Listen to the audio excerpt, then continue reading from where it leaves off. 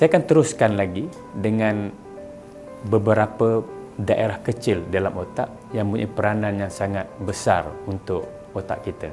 Yang pertamanya ialah anterior cingulate gyrus, juga terletak di prefrontal cortex.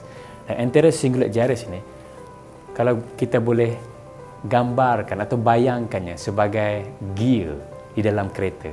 Cuba bayangkan kalau kita membawa kereta, manual ataupun auto, kita letakkan di gear 2 dan kita bertolak dari Ipoh ke Kuala Lumpur atau dari Kuala Lumpur ke Melaka. Apa akan berlaku kepada kenderaan kita itu? Tanpa tukar gear, hanya kenakan gear 2 berjalan dari Kuala Lumpur ke Melaka. Kenderaan akan rosak. Di dalam otak manusia, gear pada otak manusia adalah anterior cingulate gyrus. Apabila manusia memiliki otak bahagian anterior cingulate gyrus yang terlalu aktif, dia akan tersangkut pada pemikiran-pemikiran tertentu, tidak boleh bertukar. Fikirannya pada hal tertentu, pada isu tertentu akan tersangkut di situ, dia akan berfikir berulang. Dan lebih buruk lagi, apabila tindakannya juga akan tersangkut. Dia akan melakukan tindakan berulang yang sama. Untuk kes-kes yang serius adalah seperti OCD ataupun Obsessive Compulsive Disorder. Apabila orang terpaksa semak pintu dikunci ataupun tidak, semak sama ada air yang dijerang di atas dapur sudah ditutup ataupun tidak, berulang kali, ataupun membasuh tangan berulang kali sehingga habis satu buku sabun. Itu adalah contoh di mana anterior cingulate gyrus terlalu aktif.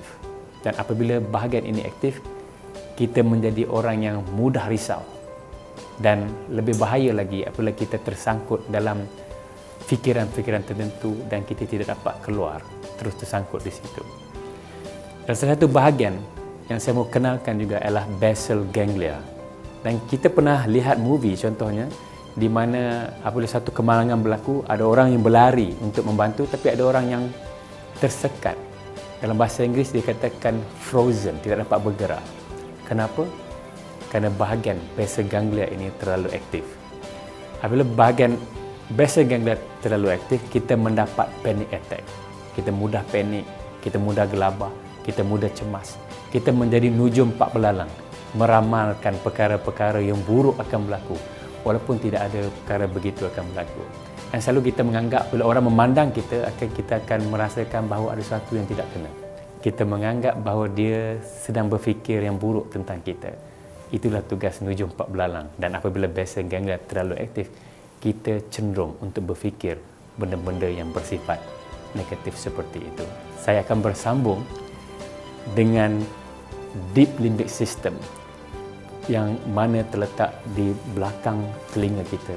Dan di sinilah terletaknya pusat emosi. Kalau kita tidak kawal pusat ini, kita akan jadi manusia yang emosional ataupun manusia yang tidak beremosi. Saya akan berkongsi selepas ini.